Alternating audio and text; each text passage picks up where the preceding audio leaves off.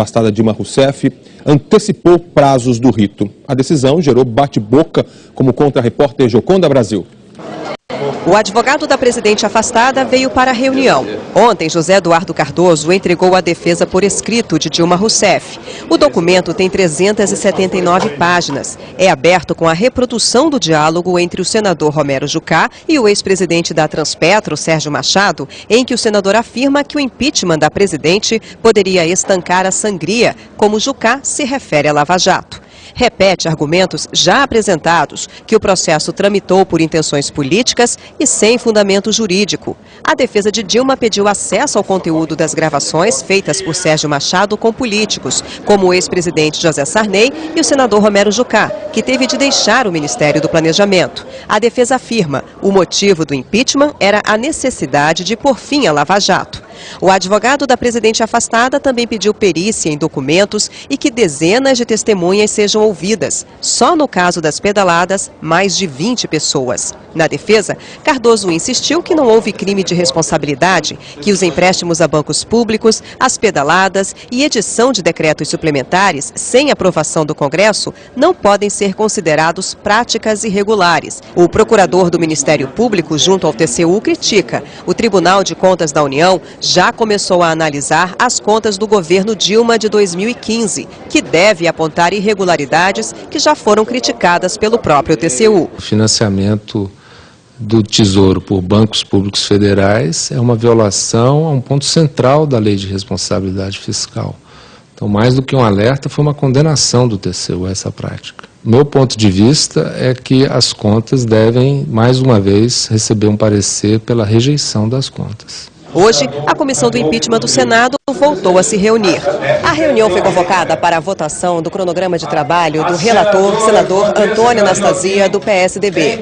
Mal a sessão foi aberta, começou o desentendimento entre os senadores em relação ao prazo para as alegações finais, que são as conclusões da defesa e da acusação sobre o processo.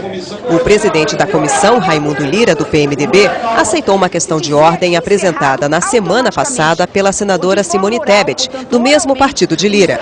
A senadora sugeriu que o prazo para as alegações seja de 5 dias corridos, como está no Código de Processo Penal, e não de 15 dias, prazo usado no rito do impeachment de Fernando Collor de Mello em 92.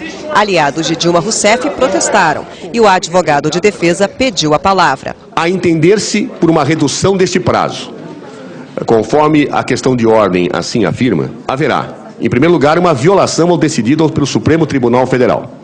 Em segundo lugar, uma violação ao direito de defesa de Sua Excelência a Presidente da República, que tem direito ao respeito aos prazos previstos em lei e decididos pelo Supremo Tribunal Federal. Simone Tebet rebateu. Reafirmo aqui que não abro mão de que o prazo das alegações finais sejam cumpridos rigorosamente de acordo com o CPP, que no seu artigo 404, parágrafo único, estabelece que são de 5 dias corridos para a defesa e 5 dias corridos para a acusação. A confusão continuou.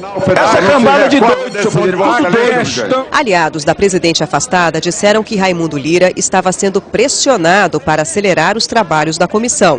Lira reagiu. Eu não estou sendo pressionado por ninguém, até porque eu não aceito nenhum tipo de pressão.